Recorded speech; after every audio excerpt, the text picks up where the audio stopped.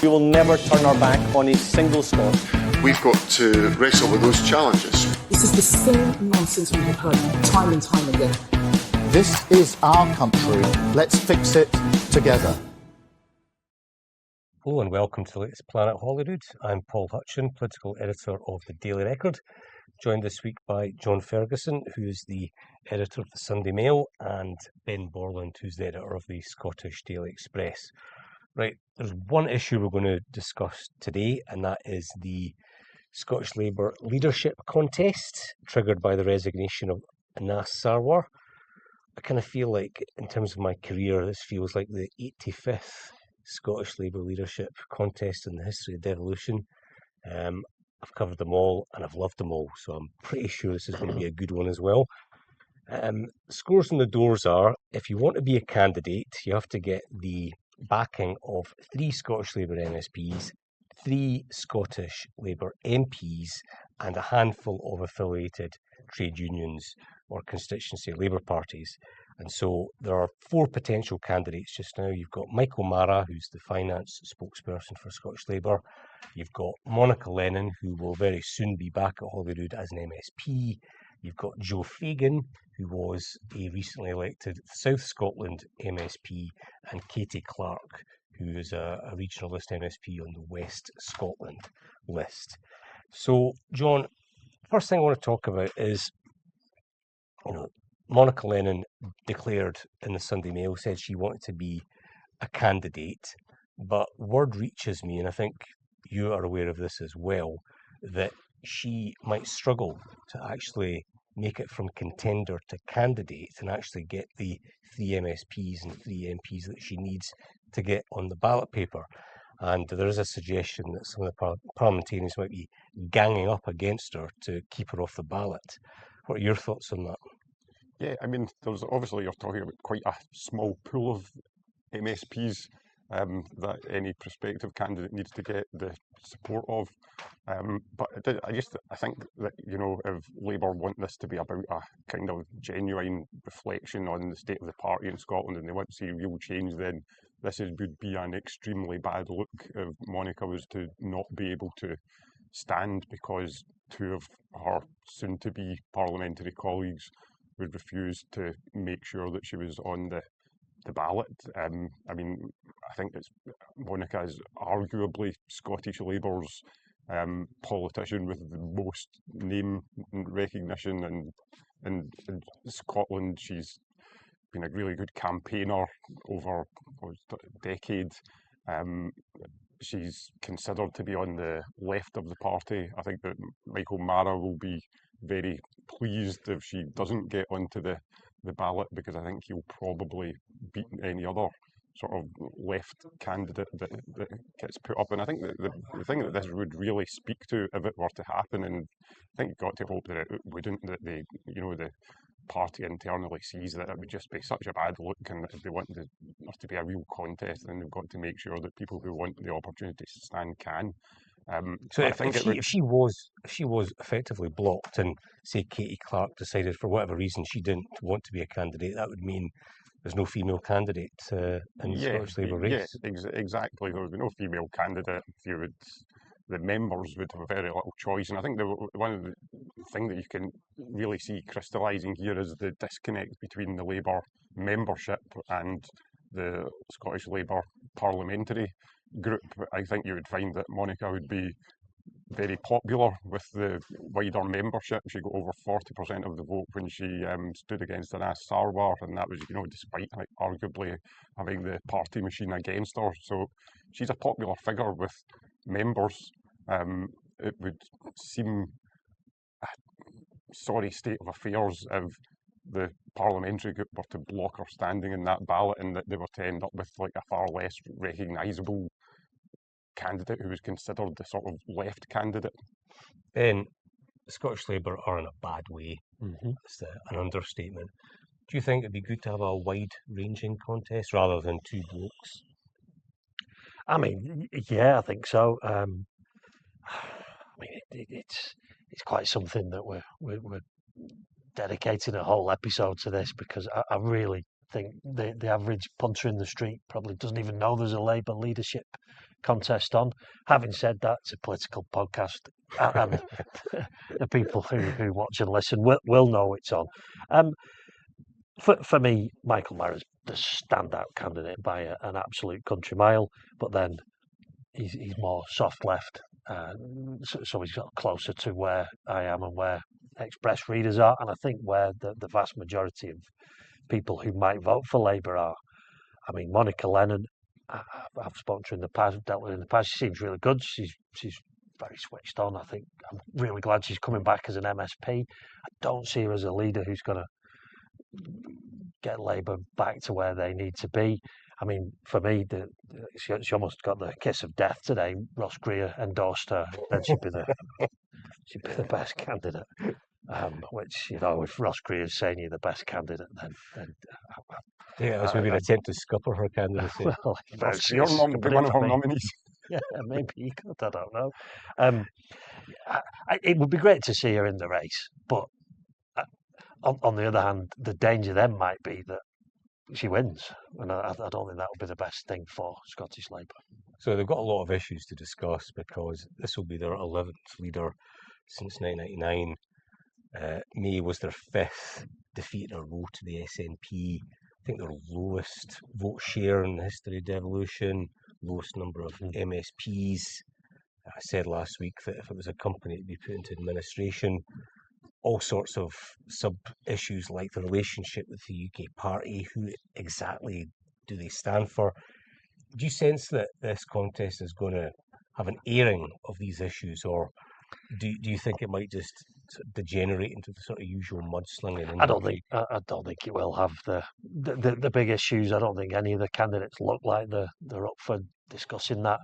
I think the fact that Andy Burnham's now in as if it was still Keir Starmer, if it was still the old sort of stale Labour government, you probably would see that come to the fore.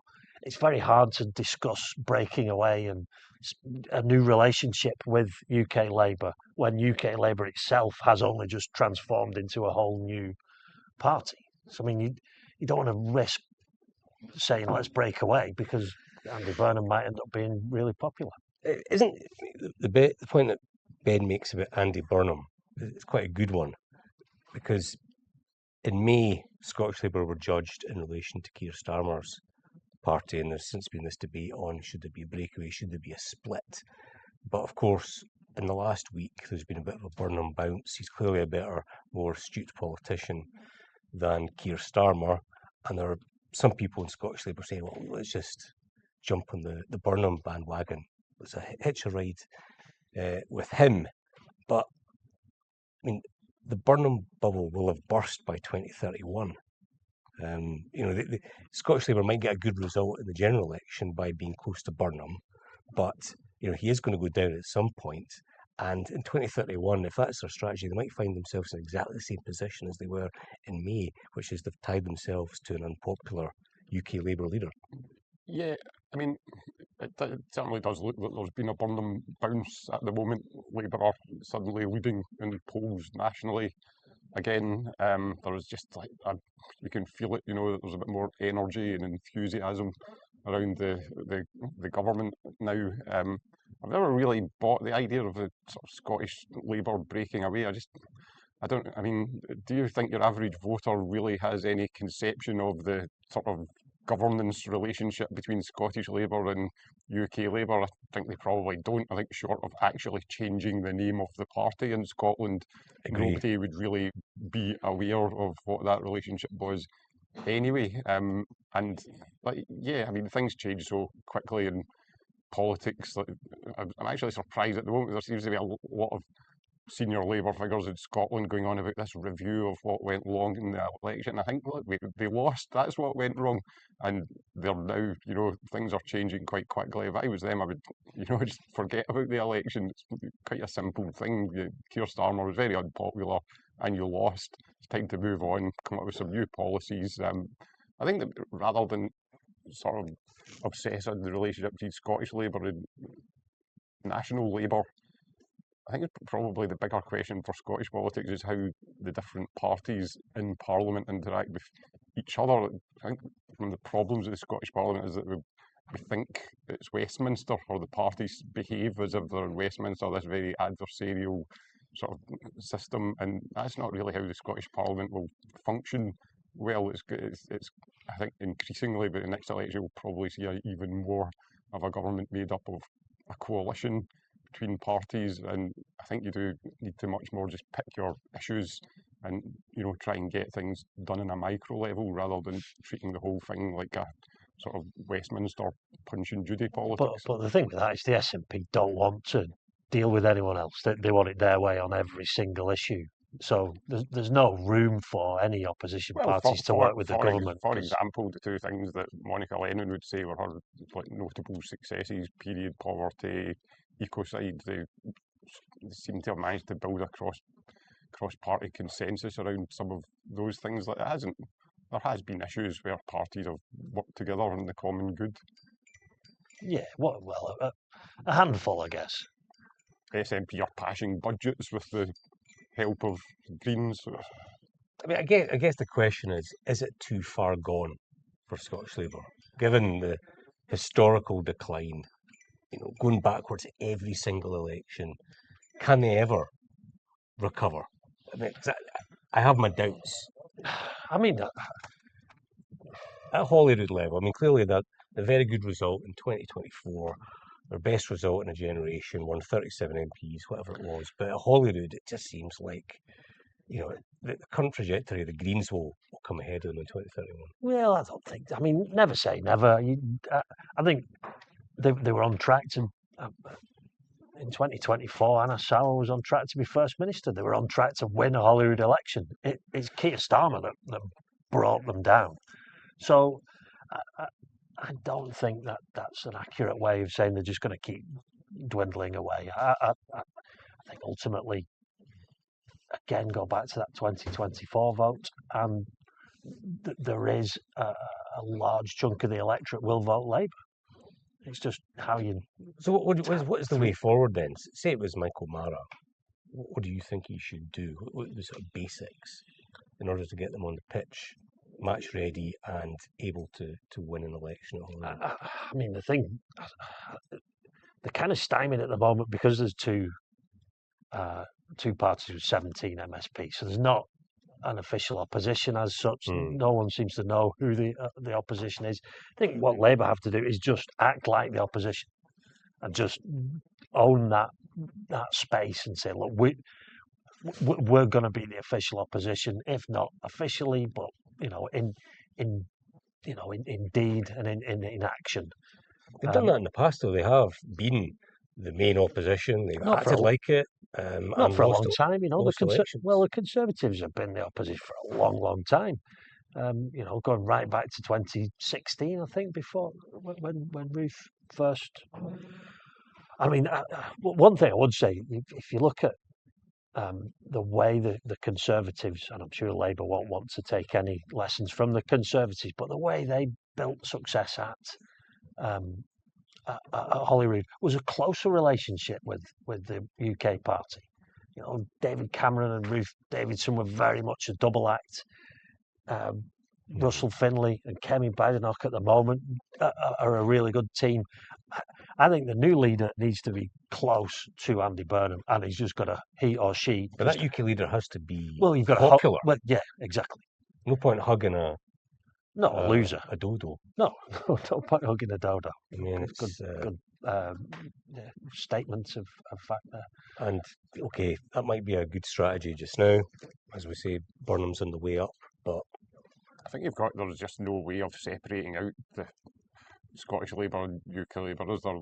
Their popularity is inextricably linked and always will be, unless they were to actually change the name of the party and start again. I think even then people would say, "Oh, you still just, you do what you're told." Yeah, exactly. The bottom line is there's no obvious solution for a Scottish Labour recovery. The difficulty they've got is that like basically they're a sort of centre-left party like the SNP. Ideologically, there's not really much difference between Scottish Labour and the SNP apart from on the constitution, which doesn't really seem to be going anywhere anyway. And so the only thing that the Labour have to beat the SNP with is, well, you guys aren't very good at the job. You're incompetent, and the problem is that the SNP can say, well, you're competent in Westminster, so we're both incompetent.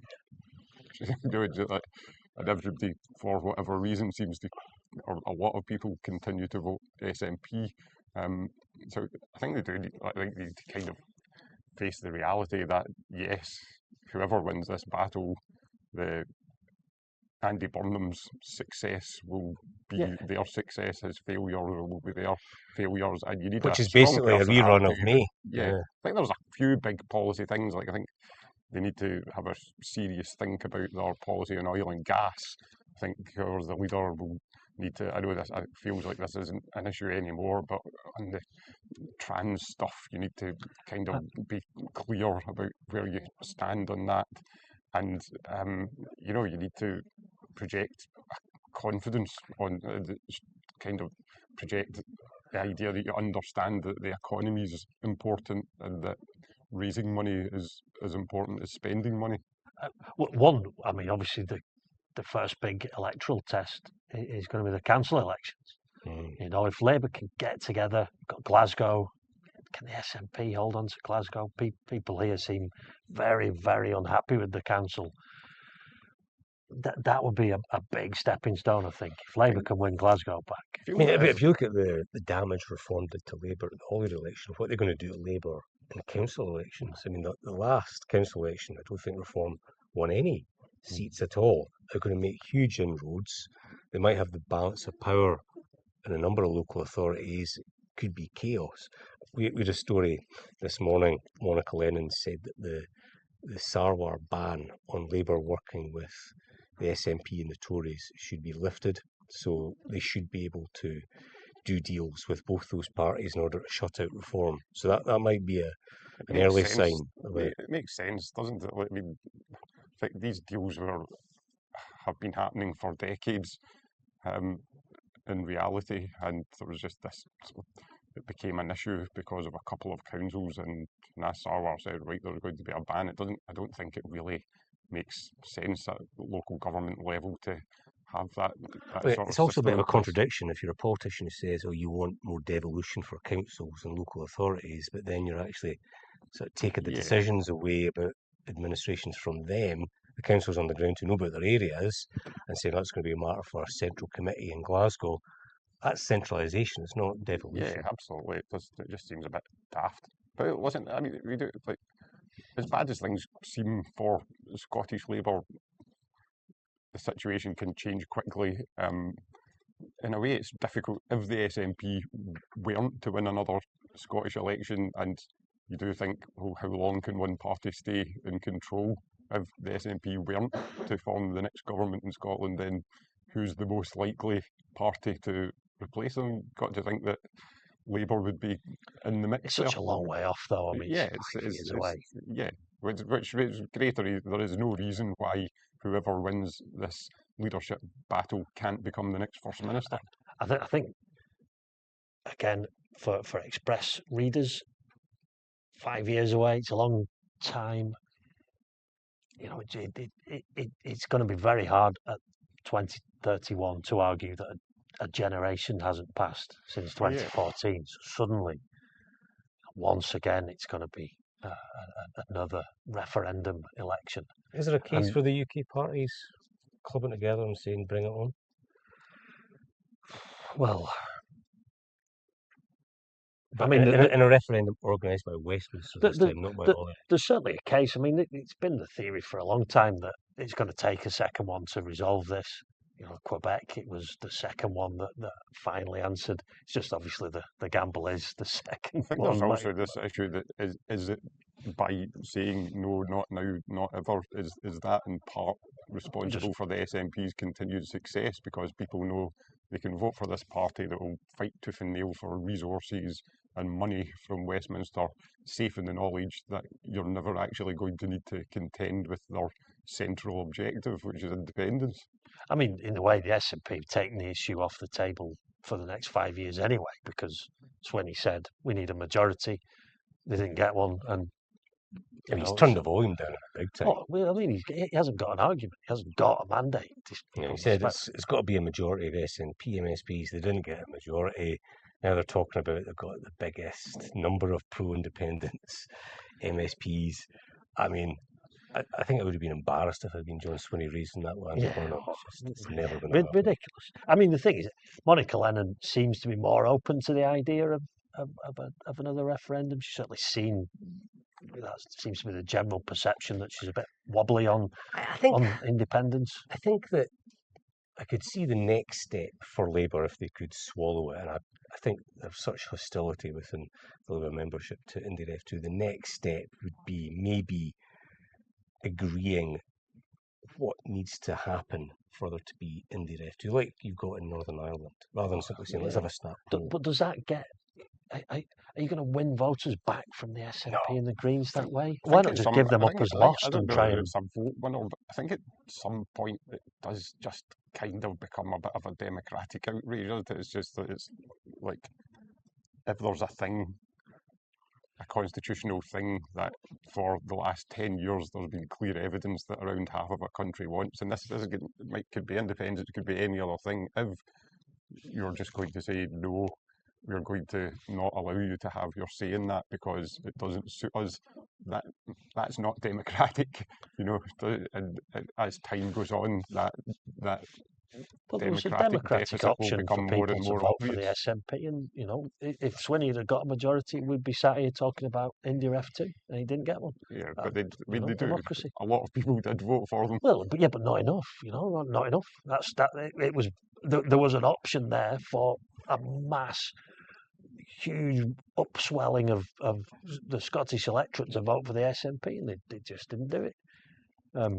But I just think next time around, as you say, it's going to be impossible to ignore. And once you get into the 2030s, especially if they were to improve in the situation now, when you've got a clear majority of MPs are nationalists, you've got a Scottish government which is nationalist, you've got opinion poll after opinion poll saying half the country believes this thing. I think you can't bury your head in the sand on that forever. At some point, you need to accept that it's right to give people their democratic but then the point choice over this question. Is now the right time to have Monica Lennon making that argument when it's not even on the table? It's almost like Labour will be putting it back on the table. I'm not sure that she would be. I think she's already ruled it out. I don't think anyone in Labour are really seriously considering that. Just playing devil's advocate, is it really up to a political party that is opposed to IndyRef 2 to provide a pathway to a policy they fundamentally oppose? I think it's about the government in Westminster really that need to answer this question. Like, at some point, you can't just say not now, not ever. You need to, or if you are going to say that, then not our problem. You need to explain it. Yeah, but you either need to say, look, sorry, national stability overrides your right to a democratic choice, which is effectively what they're saying at the moment. Very few countries would allow a rolling series of referendums on the territorial integrity of their state. We've already had one. Say we did have IndyRef 2, how quickly thereafter, if there was a no vote, how quickly thereafter would the SNP come back and say we want IndyRef 3? Yeah. I think you've created a situation, haven't you, where you've got a devolved parliament. You've got a country that is quite a unique situation. It's not like a new thing. There's been a Scottish nationalist movement for a long time, and this isn't an argument for it or against it. It's just, if you consider the question from the point of view of what is democratic, then I think anyone who's coming into this cold would look at it and think, well, the democratic thing is to hold a vote. So bottom line is, we're a bit sceptical about an independent party, a bit sceptical that they should change the position in the F2. We're saying Scottish Labour should maybe try and be better and have a more polished policy platform, which is what they've tried to do over the last 20-odd years. There is no obvious solution for this struggling party, is there? I mean, is leading Scottish Labour the worst job in Scottish politics? I mean, in many ways, I think it's as bad a job as leading any party, and as what you can do is the same as any other party, in that you hope for a bit of good luck. You hope that you hit an upturn rather than a downturn. You hope that the economy treats you well. You know that like things can change. Probably, you know, it won't have everything to do with whoever the next leader is. You're right. You're absolutely right. You need luck, because if the Holyrood election had been in May 2023, and Sarwar would be First Minister just now. Yeah. If it had been held in the same day as the general election, I know that was never going to happen, Sarwar would be First Minister. But if the tide's against you, there's nothing you can do. No, there's not. No. It's, I mean, Monica Lennon's piece in the Sunday Mail, she mentioned Mick McCarthy's famous quote, which I was really interested in, because he was Blackpool FC manager at the time. They're my second team, but I know it's become a bit of a meme. But I think what people don't. He was put to him, it can't continue. It can't go on like this. Blackpool lost 17 games in a row, and it was put to him, it can't go on like this. And he just said in his very sort of broad Yorkshire tones, it can. And it did. You know, he got sacked 2 months after that. Blackpool got relegated, and they're still in the League One 3 years later. So it can get worse. So 5 defeats in a row could quite easily be 6 defeats in a row. Yeah. I mean, it can get worse for Scottish Labour. But I suppose on the other hand, if you want to take that analogy further, Blackpool are still there. They're still fighting away. Which division are they in? They're in League One. They've had a few. They've missed out on the playoffs now 3 years running. But Scottish Labour are the Blackpool of Scottish politics. Yeah, once great. Stanley Matthews and all that back in the 50s. Oh, they are like Scottish Labour, so glorious figures from the past. Yes, yeah. See if your management consultants brought in to have a look at Scottish Labour. I wonder what they would say. I mean, if you're paying management consultants, they're going to tell you there's light at the end of the tunnel, and I just don't think that, you know, they're not in a great position, but they can't really get any worse at the moment. It can't get worse at Holyrood for 5 years. They might pick up a few votes in by-elections if there are any. They've got to focus on the council elections and hope, cross the fingers, cross the toes, cross the legs, cross everything that Andy Burnham is a reasonably popular Prime Minister. The economy starts to pick up, and hopefully some of that can rebound on them. So we've worked it out. The solution is pray for good luck. Exactly. That's all anyone can do. All right, I think that wraps it up. Thanks very much to John and to Ben for joining me. Thanks also to Henrik from the Records video team who produced this episode. You can listen to Planet Holyrood on Spotify or Apple Podcasts, or watch it on the Record YouTube channel. Don't forget to follow us on Instagram and TikTok for the latest news and the best bits of the podcast. We will never turn our back on a single Scot. We've got to wrestle with those challenges. This is the same nonsense we have heard time and time again. This is our country. Let's fix it together.